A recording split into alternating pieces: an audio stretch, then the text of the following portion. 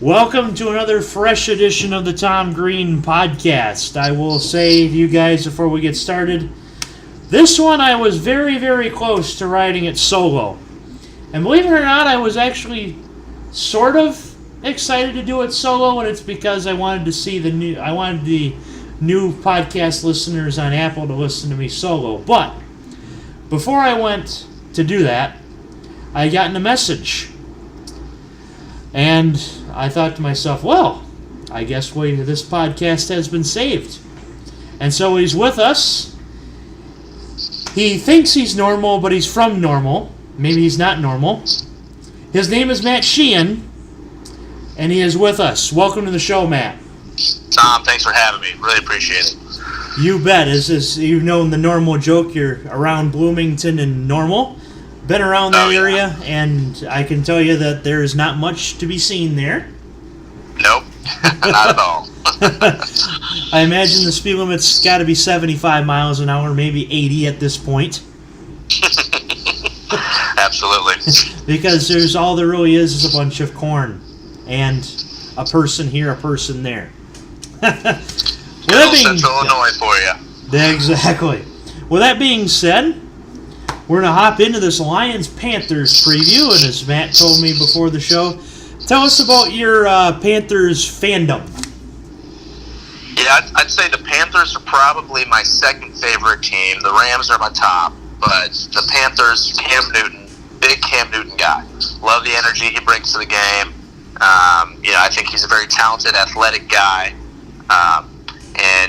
So I think that this is going to be a good game coming Sunday, and I think that as well, and I'm trying not to get too far ahead of myself, but I think that this is a very big game for either team, to get the W this Sunday, because they're both at kind of, the Lions are 3-6 and the Panthers are 6-3, so this is kind of, the tables could turn per se for either team. So I think this will be an exciting matchup on Sunday. Yes, and I have to say both teams are not thrilled about their performances the last week or two. Absolutely. No, I think I'm hoping that the Panthers are just pissed off. They should be. They just got absolutely dominated by the Steelers, giving up 52 points to the Steelers. The team that tied the Browns. No hate to the Browns, but you tie the Browns and you just dominate the Panthers. I mean, Tom, can we just say that this whole NFL season has just been crazy? This NFL season has definitely been crazy. In fact, I think this is the earliest in the year where we have had every team with at least one win and every team with at least one loss, if I can remember. It seems like every year, going into Thanksgiving, we have a winless team and an undefeated team, or both. And now with the Cardinals getting their first win in San Francisco in Week 3, otherwise they'd be staring at the face of 0-16. And then, of course, the Rams losing to the Saints a couple of weeks ago has really, I guess you can say, any given Sunday. Yeah, definitely. Any given Sunday, that's definitely right. We got the Rams Chiefs coming up. That's going to be one heck of a game. That game got moved from Mexico City to L.A. due to the field conditions in Mexico City, and it really gives the Rams an opportunity to, show up for the home crowd with what's been going on out there, especially. Oh man, it's been tragic out there, just seeing it all and seeing the devastation. Yeah, this could definitely be this could be a big game for them for sure.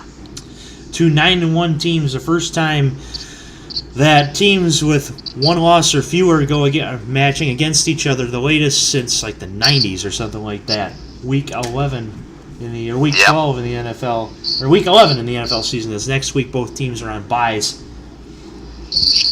So going back to Lions-Panthers, as far as I'm aware, and people will think I'm crazy for saying this, but if I were Coach Patricia right now, I would build a ladder for this team with no rungs on it, 2 poles. And I would make 11 notches in that ladder. And I'd tell my team, there's 11 empty spots on this ladder. Those 11 spots represent each win that you need for the Super Bowl. We can climb this ladder. We've beaten New England. We've beaten Green Bay with Rodgers. This ladder is doable. Now, do I think it's realistic? No, because Detroit's never been to a Super Bowl. What do I know? But 11 rungs on this ladder. We notch every rung this ladder, we have a Lombardi trophy. If we win 11 in a row, which I know doesn't sound too realistic, but again, in coach speak, if we can do this, we can beat New England, we can beat anybody. So this game is winnable, in my mind. Go ahead and talk more. I definitely do think it's winnable. They got they're coming home. They're coming to Detroit. They just got off. They've lost three games in a row to some pretty, honestly, some decent teams. The Seahawks aren't bad. The Vikings are a pretty good team, but I think, coming off of last year, I think that their season's been a little anticlimactic. And then the Bears, they're a solid team too. I'd say Panthers are about right there with the Bears, along the lines of how good they are. And so, you're right. The Lions, they should be pissed. They should be ready to play Week 11.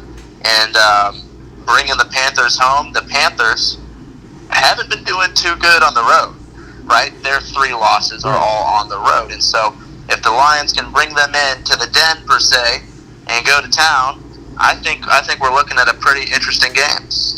Yes, and that was the slogan before Bob Quinn came to Detroit, defend the den.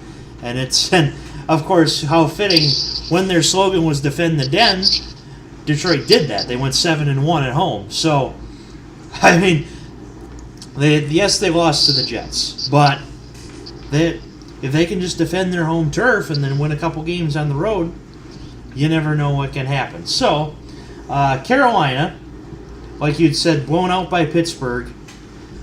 So how does Carolina respond in this game coming up? I think they got to respond on the defensive side of the ball. I mean, you let up 52 points last week. It's unbelievable. I mean, I feel like this is, the tale of time for the Panthers is that, you've got Cam Newton, you've got this all-star quarterback, you've got Christian McCaffrey, this amazing running back. He's been putting up great stats, especially these last 3 weeks, just going off. But then, and I'll give it to him, they even scored 21 points last week. That's not great, but it's not horrible. That, for a lot of teams, that could be a victory. But they let up 52 points, and so the way that you respond, and I hope that the coaching staff had a real nice talk with the defensive side of the ball, and just saying, hey guys, y'all got to step it up. Yeah, when you give up 52 points, then it's a total defensive fault. I mean, you scored 21, and Cam and McCaffrey both had great games in fantasy, thankfully. But as I had Cam on one of my fantasy teams, but besides the point, when you give up 52, you got to respond somehow, and that, like you said, it's on the defensive side of the ball. It's a whole team effort defensively, and unfortunately for the Panthers, they looked flat out terrible last Thursday night. Charles Barkley, terrible. Oh, man, that's so true. That is so true. And now looking back to Detroit, like we mentioned it, lost 3 in a row. Traded Golden Tate, and I had mentioned that on a different podcast that I thought that if you weren't going to re-sign Tate, at least get something for him. And Detroit did with a 3rd-round pick, effectively swapping the pick that they moved up to get Deshaun Hand with in the 4th round. So, no Tate. Marvin Jones and Kenny Galladay doing decent work. Kerryon Johnson getting a good, healthy carry on the ball. Pun intended. But how does Detroit respond? I think it comes back to what we talked about earlier. They gotta protect the den. They gotta put up a fight. I'm saying, Matt Stafford, he's got to come out and he's got to throw for 3 touchdowns. He hasn't thrown for 3 touchdowns since week 2 against San Francisco 49ers. And so, he's been averaging 1 or 2 a game. He threw 2 last week against the Bears, but he's got to come up. And I keep on, I'll keep on saying this. I think the quarterback is the most important position on the team, and so he's got to step up. He can't be throwing 2 interceptions to his 2 touchdowns. And like against Minnesota, sure, he threw for almost 200 yards, but he had 0 touchdowns and he had a fumble. I mean, if he can come out and throw 2 to 3 touchdowns, yeah, I think that they've got a good shot at winning the game. And another thing that have to do with that is my buddies, Jared Bombly, Cody Bromberg, Alex DeWitt, who I hang out on Sunday afternoons with to watch the games. Jared has been ranting for good reason about our offensive coordinator, Jim Bob Cooter. And what I have to say to that is, if you're not scoring touchdowns, obviously something's wrong with your offense. And of course, that goes on your offensive coordinator. Do you get rid of him now? Well, you damn well better find someone to replace him with immediately. If you can't, then unfortunately you got to keep him the rest of the year. And now I've seen, of course, coaches get fired mid-season and interim coordinators take over as the head coach, like we see Greg Williams with the Browns. Now that has been successful, but if you can't find a replacement immediately, or if you don't think that it's going to spark the offense, and frankly, I think Stafford sparks this offense more than JBC. I don't know if you fire him immediately, but you have to look down the road and see perhaps maybe it's time. Right. And so with that means, go ahead. Yeah, no, I would definitely agree with that. I think if he's not, producing, if they're not changing things up in a way, I mean, you've got a quarterback at Matthew Stafford. I mean, this guy's got talent. He always has been. He's always had the talent. But they're just not reaching that pinnacle that they can potentially reach. And so, yeah, I'm not going to blame Stafford. I think, again, this is going to come back and this is going to end up being a coaching problem. So, do they address it now? We're almost 2/3 the way done with the season. We're about 2/3 the way done with the season. I don't know. I mean, that's a super tough call. Like you said, the Browns did it. It's working out for them pretty well. But, yeah, so I guess we'll see what they do. Mm-hmm. So let's move on to our keys to the game. Tell me how Carolina wins this game. I think some quick keys. Defense steps up. I think, we talked about it a couple times. Cam and Funchess, they get some chemistry. McCaffrey, he comes up with another big game. I think if you got those 3 working for you, I think that they could easily win the game. And I would have to say my key to Carolina winning the game is that Carolina, I feel, has had Detroit's number the past few times playing him, and if they can just bring that game out again, I think Carolina can perhaps win this game easy if Detroit's not up to snuff. Keys to a Detroit win. Again, I think Stafford needs to step up. He needs to get 3 touchdowns this game. If he can get a little help, on the run where they can switch things up. But if he's throwing and he's on fire, I think that is going to be it's going to be a tough one to stop him. I think running the ball is the key to this game as well. If you can beat the Panthers at their own game, which is on the ground, you can do great things. And the defense just has to step up. They know that McCaffrey's going to run it down their throat. They know that they have to watch for Cam to run. Even though Cam is passing a lot more now, Cam can still tuck the ball and run. So with that being said, Detroit's defense has got to step up, and so does the running game. So, how does our Sunday afternoon? How will you see this game playing out? Score prediction. I'm going to have to go Panthers over the Lions, 35-28. Okay. I think the Panthers' defense, like we said, it's been tough, and so I think they're going to let up 3 or 4 touchdowns. I think Stafford's going to get on a roll, and he's going to throw for some.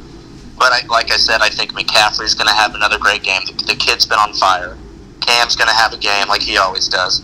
But, I think it'll end up being a close game, and 35-28. I think that's pretty reasonable.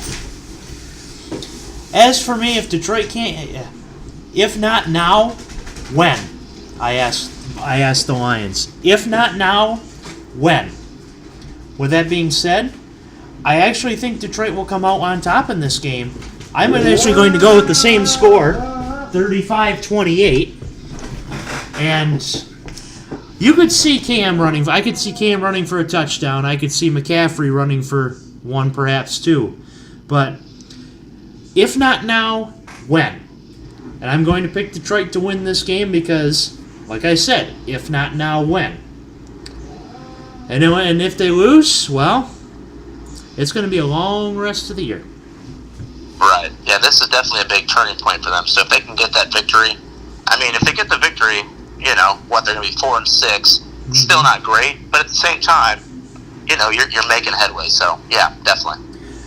We remember the 2011 Redskins, do we? 3-6. Won 7 straight games. Won the NFC East. And if it weren't for a Robert Griffin III stanky leg, I think we remember that. Oh, yeah. They perhaps could have won that playoff game. So, just because you're 3-6 doesn't mean you're out. Exactly. So, with that being said, we go to probably the most heralded segment on this Tom Green Football Podcast, and that is the Rapid Fire Games.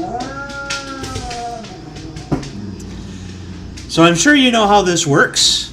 Highest winning percentage at the end of the season wins a small prize, perhaps up to $25. Like last year, my buddy Aaron Gosser won a case of beer after having the highest winning percentage from amongst all the guests. Not bad, not bad. So, right now, 888 is the mark to beat, which is 8 out of 9. Okay. I know it's tough to beat, but perhaps you could beat it. Who knows? We're going to start in the college segment. Of course, it's not quite rapid fire. Like I said, rapid fire is just a just a fun name. You can give me some analysis on it if you want. First, we're going to go to Yankee Stadium, Syracuse, Notre Dame. I'm going to have to take the Fighting Irish, Notre Dame, pound Syracuse. Big game. Frankly, I'm not sure why Syracuse is ranked this high, but good for them. They've only lost 2 games this year. There's certainly, I shouldn't say certainly, but I'd say 90% chance they're not going to the playoff. Of course, anything can happen, but I doubt they will. As a Michigan fan, I can't stand Notre Dame. Oh, yeah, I can't stand Notre Dame either, but... At Yankee Stadium, I'm honestly going to go Syracuse on this one. I think Notre Dame suffers a loss and shakes up the college football playoff. Syracuse 27, Notre Dame 24. Wow, close game. Close game, and hopefully hoping for the best of that on my end. Mm-hmm. Game day is there, Cincinnati, UCF. I got to take UCF. I think since he's got a rude awakening coming their way. This is the first time that the quote-unquote national champions have been on rapid fire, as all of their games have not been close or not been ranked versus ranked. I like Mackenzie Milton. I like that offense, and their defense has, at times, stood up to the challenge. Give me UCF in that one over Luke Fickell's Cincinnati, 37-27. Nice. Florida, close line in this one, Florida State, BC. I got to say, Boston College. I think Boston College is going to wreck Florida State. Florida State's given up 148 points in just the past 3 games. And I'm taking Boston College. I'm a bit surprised that this line was close, but I'm going to go BC big as well. Willie Taggart's got his work cut out for him at Florida State. 31-10. Iowa State, Texas. This was probably one of the tougher ones for me. I think the Longhorns are going to take this one. You know, it's a home game for them. The atmosphere is going to be incredible. Both are solid teams, pretty evenly matched, but I think the home field advantage is going to have the Longhorns over Iowa State. Yeah, if this were in Ames, I'd actually pick Iowa State. But because it is in Austin, give me Texas. Hook 'em Horns. Hook 'em Horns. 31-28. Close game. Close game, yeah. Big Ten matchup. Northwestern, Minnesota. I'm just gonna take Northwestern on this one. You like the road team. Northwestern has already clinched a spot in the Big Ten championship game. Michigan hopefully soon to follow. I like what PJ Fleck's doing at Minnesota. I'd watched him at Western succeed very well. But he hasn't done that well so far. But give the process time. Northwestern 31, Minnesota 17. Moving to the NFL, we got Titans Colts. This was another tough one for me. The Colts, they're hot. They've won 3 in a row, but the Titans just came up with that victory over the Patriots last week. I think the Colts being so hot, 3 in a row, I'm going to take them over the Titans. The Titans defense has surprised me, and I've benched them twice in my lineup, and my fantasy lineup, and they came back to burn me in the Super League. In fact, I had the Jags defense playing the Colts, and they scored a big fat 0, while the Titans scored 12 on my bench, and that costed me the game. Oh man! So I'm actually going to take the Titans this week in that one. 24-17, close game. Titans have not given up more than 20 points, I think, in the last 3 games or something like that. Good in the red zone, Titans defense. The Jason Pierre-Paul Bowl. Bucks Giants. Fitzmagic is back, and the Buccaneers are going to roll over the horrendous New York Giants squad. I'm calling it. Despite the Giants winning last week. Interesting. We know that JPP is going to come out with a captain's hook for his arm rather than the of glove, because of course Bucks. He had this game circled as soon as the schedule came out. The Giants have played decent the last couple weeks, but the Giants are still the Giants. And even though the Bucks are the Bucks, Fitzmagic has to do something at some time. Bucks 37, Giants 30. Cincinnati, Baltimore. After getting embarrassed last week by New Orleans, I think that Cincinnati's going to bounce back this week and take care of the Baltimore Ravens. I think Cincinnati's going to win. Cincinnati hired Hugh Jackson back to their staff as the assistant to the head coach, kind of like Dwight Schrute was the assistant to the regional manager. Not the assistant, awesome. Not the assistant regional manager, just assistant to the regional manager. Big difference there if you're an Office fan, like perhaps I'm sure you are too. You and I are. Oh yeah, love that. Favorite show. Just remember, you miss 100% of the shots you don't take. Wayne Gretzky, Michael Scott. Give me the Bungles. I mean Bengals in this one. They played like the Bungles last week, that's for sure. Freudian slip intended. Bengals 31. Bengals 24. Ravens 17. Wink Martindale, even though it's not Dean Pease anymore, Wink Martindale's got the defense playing well as they usually are. Last one, Sunday night. Flex to Sunday night. Vikings, Bears. This is a big game. Yeah, I mean, I don't blame them for flexing it to Sunday Night Football. I got to say, Vikings have, like I said earlier, it's been very anticlimactic. They go 13-3 last year, and now they're just. I mean, and it is decently early in the season. We're a little bit over halfway done, and so obviously they could end up just turning on for the rest of the season, and they could be one of the best teams. But right now, they're just average. I think the Bears are a very good team this year, a very solid team, which is a rarity And so I think that the Bears are going to improve to 7-3 after this week. The Bears have played on Sunday Night Football once before, and I had to restrain myself from throwing the remote at the TV at the end of that game because we know what happened. Rodgers led a comeback. There's one player that I cannot stand in this league. It's Aaron Rodgers.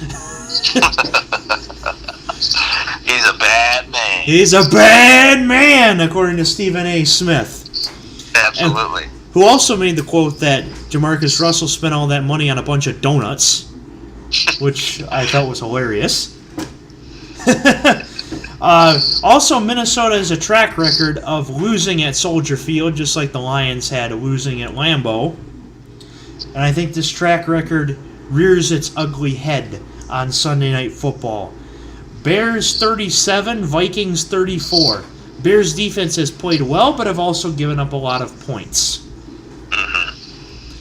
The Khalil Mack effect. The guy's incredible. He certainly is. And I guess I'll address the Raiders situation, too. It was inevitable. I mean, yes, you wanted to sign the guy, and yes, it seems like the Raiders made the wrong move, but it's not like the Bears gave the Raiders pocket change for him. 2 firsts, a second, and a third. Gruden has his hands full of draft picks, but it depends on what he does with those draft picks rather than just having them on the table. So, absolutely. So, Raiders fans, I know it's looking terrible right now, but don't come quick to conclusions, even though the black hole is a world of itself. So, with that being said, I'll also ask one more thing. Do you have anything else to add to this wonderful Tom Green podcast? That was good, man. That was a ton of fun. I just appreciate you having me on, talking some football. Always a good time. I'm excited to kind of keep track of all these games that we called and us, just talking about it after Sunday and after Saturday and Sunday, seeing these games come to fruition. So I think we've got a very good Sunday full of NFL football coming our way. I'm super excited for it. As am I. So, that is our Lions-Panthers preview. He is Matt Sheehan, and go ahead and plug it into us what station you're at. Absolutely. Yeah, I'm a news reporter, TV at WMBD TV in Peoria, Illinois. You can find me at Twitter at @TheMatt_Sheehan. And then Instagram's another big one for me, is just at the Matt Sheehan all together. I love to talk NBA, NFL, and WWE. Those are my top 3. So hit me up on there if you guys ever want to talk or do a podcast. And hopefully we can do this again pretty soon. Absolutely. Well, hopefully I'll gain some more listeners in Peoria, Illinois. Sounds normal. Absolutely. It's blooming. There you go. Blooming a ton. Yeah, it's blooming a ton. There you go.